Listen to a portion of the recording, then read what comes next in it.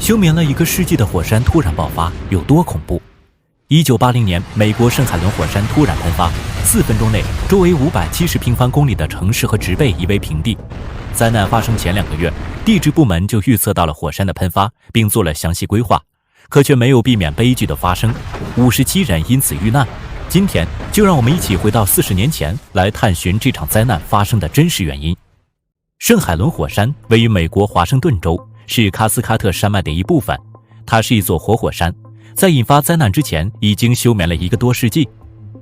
1980年3月27日，火山开始出现活动，巨大的烟尘从内部散出，形成了一道独特的景观，这引来无数的摄影爱好者。美国地质研究所的科学家第一时间就察觉到了危险，他们认为火山可能会出现大规模的喷发，所有人都应该尽快撤离。当地的警官听从了科学家的建议，立即封闭了火山顶方圆10公里的山路，并且强迫旅客撤离。3月29日，科学家通过相关照片发现火山顶部出现了新喷发，他们按照火山之前的喷发模式规划了危险区，危险区包括火山垂直喷发可能波及到的地方，以及240公里长的河谷。为什么还要规划这么长的河谷呢？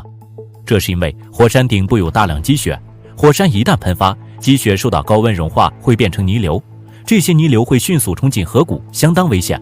地质研究所没有封锁该区域的权利，于是他们把相关数据交给了当地政府。当地政府根据这些数据，只封锁了2处危险区，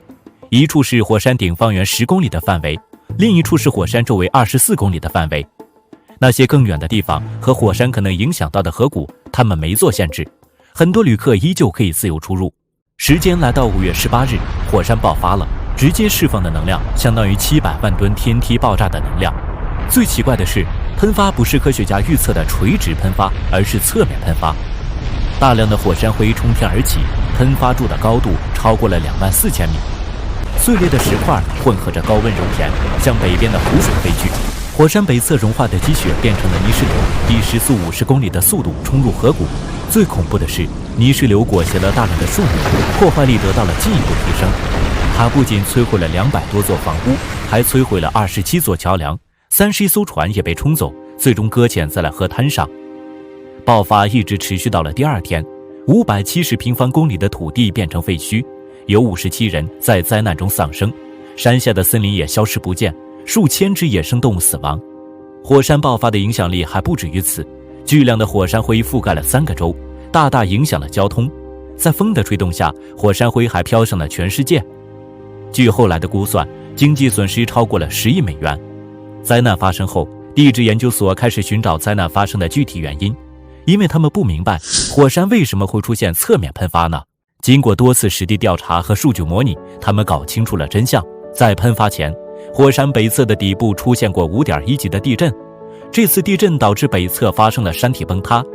从火山的内部来看，北侧有一块比较脆弱的岩石层，因为山体崩塌的原因，岩石层发生了位移和碎裂。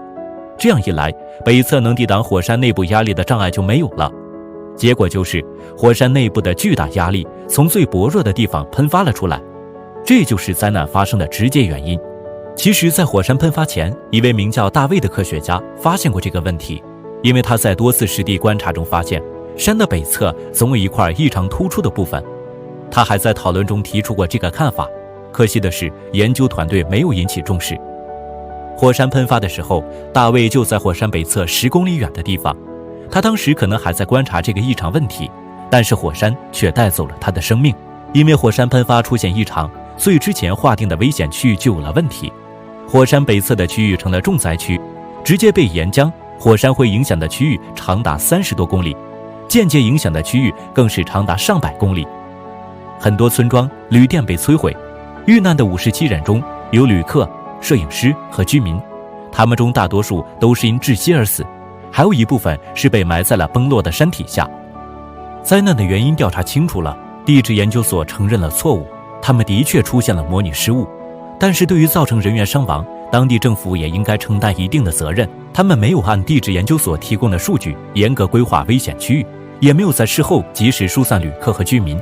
所以在复杂多变的自然灾害面前，科学的预测和严格的执行缺一不可。感谢收看本期 X 情报社，欢迎点赞、评论、关注我，看更多新奇知识。